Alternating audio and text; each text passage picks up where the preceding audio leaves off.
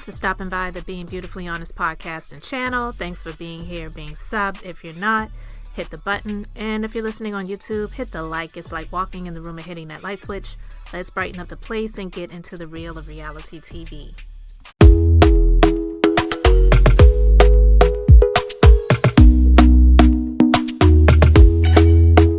Talk to me nice, talk to me honestly. Look in my eyes, don't let it fall on me. Say you're a good guy, make me believe it. Don't wanna hear it, I wanna see it. See how rewind, when we rewind, feels so nice. Alright, so we gotta talk about Mia Thornton from Real Housewives of Potomac. Listen, I've been watching Real Housewives of Potomac on Peacock during the week when I'm able to catch up on it. But I want to be real with you guys. Besides what's happening in real time and just came down not too long ago, which was Karen being found guilty for the DUI that she got charged with last year, there's not really much going on the show. And albeit most of these Real Housewives reality shows, I'm kind of over them, but some of them I still kind of watch just out of habit, like Salt Lake City. If you're watching Salt Lake City, let me know in the comments. That's actually pretty good. I haven't been talking about it over here. If you want me to talk about it, let me know. You know, I don't do reviews of episodes, but I will talk about some things that I see on some of the episodes sometimes.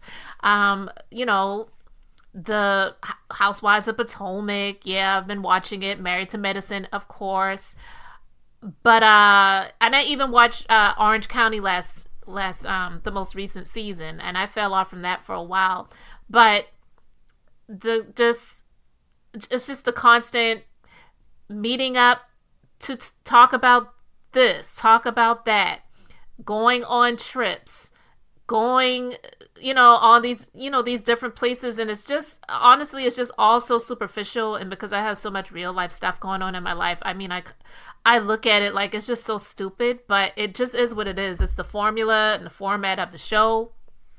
And this season of Potomac, for me, it just kind of seems like it really is, what is the word that I want to use?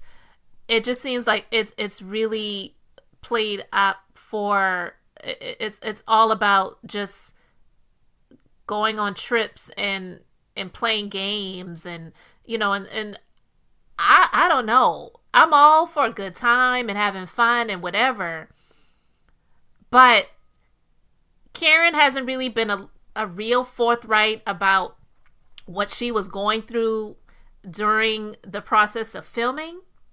And then we had the video come out to show us what really went down on the scene and behind the scenes of the DUI and, you know, the accident. Because it wasn't just she just got pulled over. She had a terrible accident. She could have taken herself out. She could have taken other people out. She could have taken animals out. Like, there's a lot of worse things that could have happened in that situation.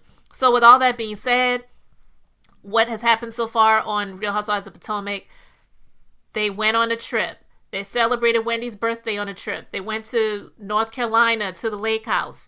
They are now in Panama. They had Wendy's 40th birthday party. Everything is just like a trip and an event. And it's just, oh my God, I'm sorry. Some of you may say, well, hell, that's what the show is about. But to me, I don't know, something about it this season, it just seems extra superficial, if that makes sense.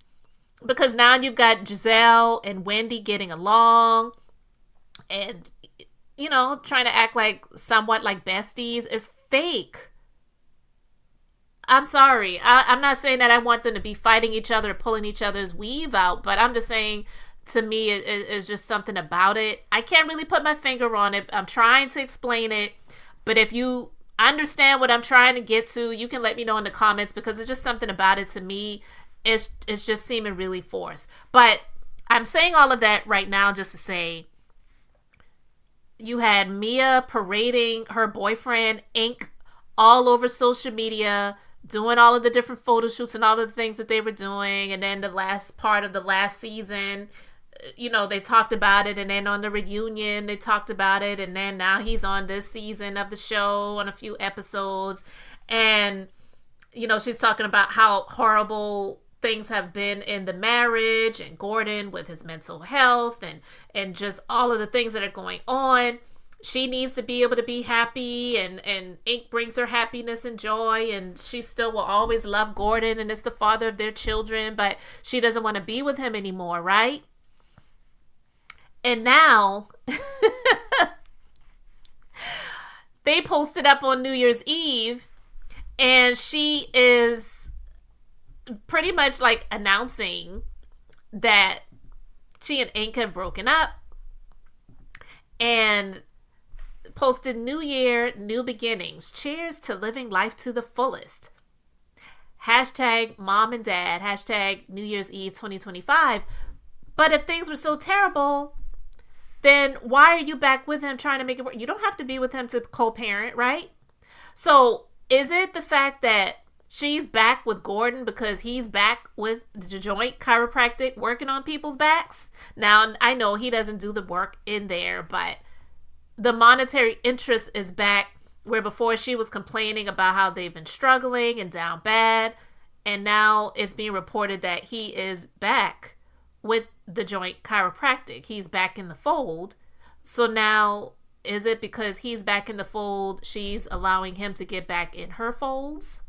And if you know, you know. I'm just saying, because all of this parading him around, having him around the children, making him scenes and storylines and all of that other stuff. And this is just, to me, very, very, it ain't strange, because we know she's all about the money. And I'm not here to advocate for women to struggle, but I am here to advocate for women to be honest. And that's just not something that she apparently is able to do very well. And so Essence magazine is calling her out. So someone wrote an opinion piece, and it said, there's nothing entertaining about Mia Thornton's Real Housewives of Potomac storyline. Mia is right not to stay in a toxic relationship, but between ever-changing stories, moving her boyfriend in immediately with her kids, and those Instagram posts, could she go about things any worse? And that's exactly what I was saying, because I'm reading this to you guys in real time. I haven't read the article before I started reading it here. So the things that I just previously spoke about are just my thoughts. It wasn't based on what's in this article. So I'm going to read, what it says. When Mia Thornton joined the show, season 6, I enjoyed her quirks. I liked that she owned things that other people would hide or side-eye. From her plastic surgery to some outside-of-the-box happenings in her marriage, she seemed fun. As she drew criticism from cast member Wendy, then I remember being impressed that she seemed relatively unbothered, smiling through tense moments, and genuinely appearing just happy to have a peach. Wait, that's Atlanta. I think it's a glass of wine in Potomac. But you know what I'm referring to. Whatever symbol signifies that you're a main cast member and that you've arrived. Watching her in season 9, though, has been difficult, as her marriage to Gordon Thornton has, at least on the show, seemingly gone kaput. She's publicly moved on with a man from her not so far past named Ink, aka Incognito, moving him in with her kids while living in the same apartment complex with her estranged husband. It's been a train wreck. And while she's spoken about how hard everything has been, not knowing where her kids were in the latest episode, and feeling overwhelmed by the complexity of her situation, she's behaved as someone feeling quite the opposite. Every week she gives some odd update on her situation to her cast members, sometimes without being asked, running down her situation as if she's informing everyone of the latest from a Netflix series. Guess what you missed? These updates would often run counter to what she shares on social media, as her eager boyfriend and soon-to-be ex-husband, who has been open about his bipolar 1 diagnosis, would toast and seem to be on good terms in pictures and videos, only for Gordon to decide he wasn't with the bull as soon as the flash went off, or she claims. And I'm not going to read the rest of it, but listen, it is a mystery as to why stuff like this is even flying on the Real Housewives of Potomac. I guess they feel like it's getting them the ratings and the views, but for like the person who wrote the opinion piece, in essence, and people like myself who had, genuinely watched these shows over the years, it is a huge turnoff. I haven't watched Love and Hip Hop and I can't tell you how long, all right?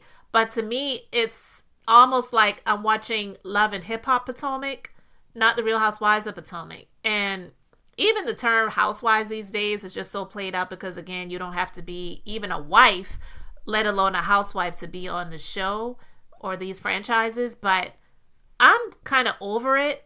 I'm kind of just still watching it on autopilot when I get a chance to watch it, just because I'm used to doing so.